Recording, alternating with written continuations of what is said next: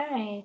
So I've been working on step two, and it's not going well. It's probably a little bit of the holidays, a little bit of being home all the time. Um, so step one is you have to monitor everything you eat. You just write it down, and I'm pretty good at that. And then step two, of your self overcoming binge eating self help book. You're supposed to start a schedule and eat with like match and eat at the time you've scheduled. So every night I try and plan the next day and figure out when I want to eat and what times will work for my schedule that day. It doesn't matter what you're eating. My goodness, it's like I'll wake up late, so then breakfast is late.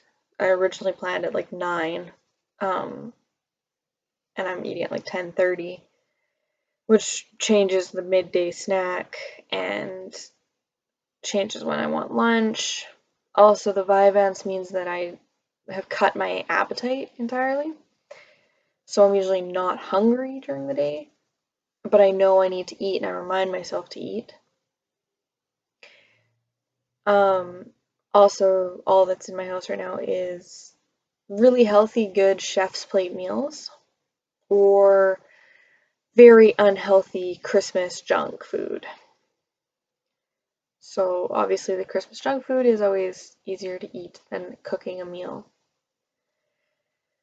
So today I didn't really eat anything healthy,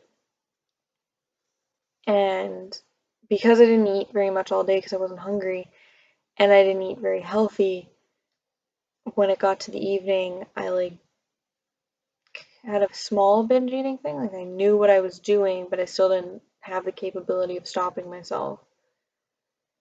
Um, it's such a weird feeling to like, because I know like I purposely walked to the store knowing that I shouldn't be buying the food I was going to buy and like that I would regret it later and that I just bought like 4 cans of um, unhealthy Chef Chef Boyardee. And as I was in the store, like the thought passes my head that, oh, only buy one of these because you only really need one of these. And then immediately I'm buying 4. And then I come home and only eat one of these. You don't need them all. You're not that hungry. And then I still ate them all. I wouldn't say it was binge eating in that it was confined to like a short period of time, which is how they define it in the book. Um, but in that I was out of control for a few hours, like from 7 to 9 p.m. I ate a full day's worth of calories, even though I had been munching all day. Um, so there's aspects that work with what the book defines binge eating as, but aspects that are a little more personalized to me and how I'm handling this, which makes sense. You know, a book that's written in 2013, it'll always fall behind the times and it's not personalized to you. So that's something I remind myself, and I'm like, I'm not fitting those definitions. You know, we're still learning everything about binge eating disorder, just like we do all neurodiversity and neuro issues. So yeah, a little bit of loss of control this evening. I did meditate and I did other things for my health today though. So I went for a walk, even though it was cold. I did my workout. I did my morning routine really well. Went to physio, meditated. Yeah, lots of good things today. And then I kind of just destroyed it on the evening. And I'm trying not to kick myself, but it's hard not to kick yourself when that happens. Also, again, not hungry at all. So it's kind of I'm going to make note that there was a negative side effect to the Vyvanse because maybe if I'd been hungrier during the day, I could have had more fruits and vegetables, more health that way.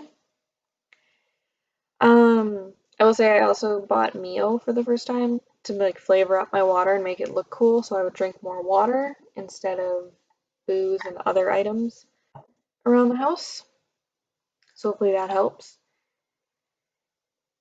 And the other part of overcoming binge eating book that I'm doing is you have to weigh yourself once a week. Tomorrow's my weigh-in day, so we'll see if anything else has changed. But honestly, it's been since my last weigh-in, it's been Christmas and family, and I haven't really been working out that much. So we'll see.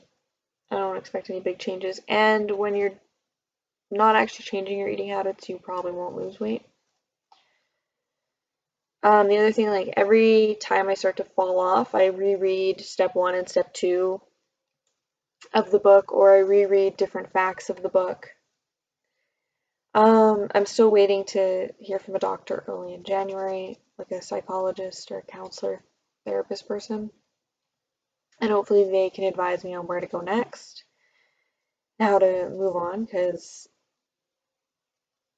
I have a friend and a family member that I talk to frequently about this, and she has her own issues that she's gone through, so she's very easy to talk to, and I've never had issues eating around her, talking about eating around her, but yeah, it's been kind of interesting. She's so far away and we can't talk in person or every second of the day. Also, when I went out to my grandma's, so far my mom, a couple of my friends, a couple of my coworkers, they all knew about, and my dad all knew about my binge eating disorder. And I finally brought it up with my grandma when I was out there. I wouldn't say like the greatest support in the world, but she tried to be understanding. Um, she always then compares things to her life that aren't helpful to the situation, pointing out how little food you eat or how you learned to eat as a kid. Doesn't always isn't always what somebody with binge eating disorder is going to want to hear, or any disorder. We don't want to hear how you've managed to never have this problem. So yeah, that was kind of annoying. Also, there was one moment my family started like questioning another family member's weight, and I kind of had to shout out like, "Hey, everybody's body's different. Everybody's weight is different." And they were actually comparing numbers, which made me feel worse because some of those numbers pertained to me. And, calling somebody else like, you look like you're this much, this many pounds, and then looking at them and being like, well, I'm bigger or close to that, doesn't make you feel any better about yourself. So I just tried to shut the whole conversation down as quick as I could.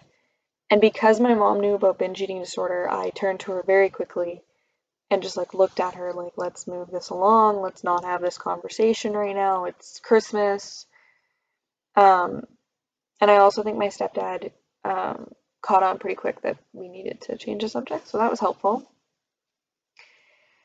But yeah, I think as much as I love my grandma and would love to talk to her about this, she might not be the most supportive person because she's just going to be able to compare it with her own life, and she's going to give me advice based on what she's done in life, and our bodies are very different, and our education around food and the way we were raised around food is very different. So that's a big piece of advice I would give to anybody who's going through binge eating disorders. Find the people who can actually help you and understand that other people might not be able to help you, and that's not their fault. It doesn't make them bad people. It just means don't use them and don't talk to them as much about the problem. Also, find tricks to move conversations quickly out of areas of discomfort, because there's no reason for you to sit there and just feel bad about yourself. My option two, when I was trying to move the conversation along, and I was like, if this doesn't change, I'm going to go for like a walk or up to the house for a second or something, because this isn't a conversation I need to hear right now. That's not going to help my mental health. So yeah, that's what's going on so far with binge eating, and I think I'm going to be stuck on step 2 for a while with eating at set times and eating um, with a plan so far is becoming very hard. But I do like the idea of eating 6 meals, or like 3 meals a day and 3 snacks a day, because I feel like it's going to make me binge eat a little bit less. And you feel like you're eating a lot and you feel like you're eating all day, but you're actually not. So that part I like, and I'm going to keep trying it. I did set alarms in my phone to now tell me, like, eat breakfast, eat your snack, eat lunch. And I have to remind myself, like, I was working out, my alarm went off to eat my midday snack, and I was like, no, I should finish my workout. I was like, no, food and controlling the food is more important than doing a workout, or it's more important than doing your other work at this time. Your mental health and needs to be number one, and this is what we're trying first. So yeah, gonna keep you guys updated on that and any other tips I have if you are struggling with binge eating.